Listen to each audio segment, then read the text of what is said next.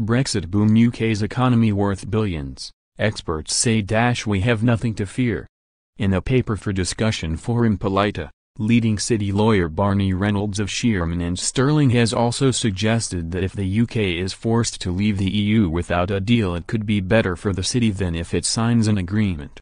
The report is a body blow to Remainers who have claimed through their Project Fear campaign that Brexit will be a disaster for the city and deprive the treasury in billions in revenues as financial services providers flee to Brussels and Frankfurt. Instead, it reveals that London is secure and can prosper further outside EU control. It also strengthens Theresa May's hand as she approaches the crucial European Council meeting this month, when the rest of the EU will decide whether or not to move on to trade talks. If they block progress, then the chances are that Britain will leave with no deal and Mrs May could end the negotiations. The detailed analysis by Mr. Reynolds shows how French President Emmanuel Macron has already failed in his attempts to attract thousands of jobs in the financial services from London to Paris.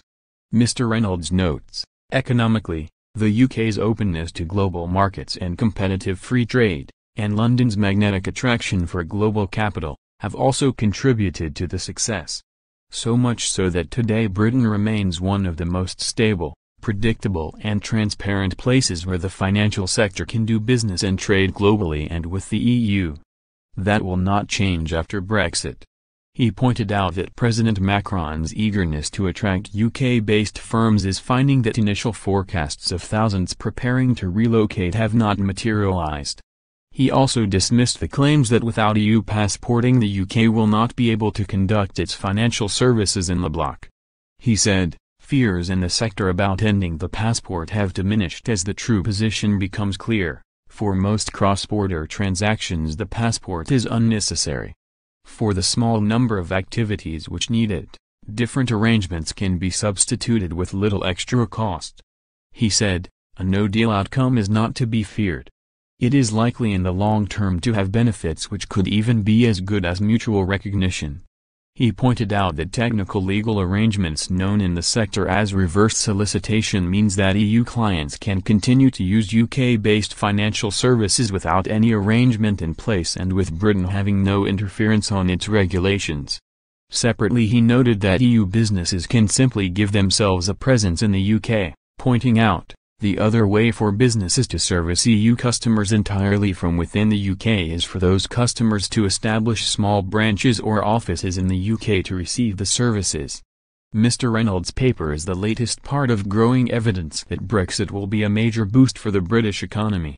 If the UK had remained in the EU, then Brussels had plans in place to impose further regulations and taxes which would have undermined the success of the City of London. The pro-Brexit group Economists for Free Trade has estimated that a no-deal situation where Britain goes on to World Trade Organization rules will help the UK economy grow by an estimated £135 billion a year. Welcoming Mr. Reynolds' report, a spokesman for Economists for Free Trade said, Barney Reynolds has correctly identified that the UK must have an attractive Plan B. He had identified how financial businesses don't need to move much, if anything, to the EU 27 for the contingency of a no-deal. The UK should be optimizing the environment here to ensure it remains competitive in a Plan B scenario. Mark Carney has already made some welcome remarks about EU regulations the UK would look to drop.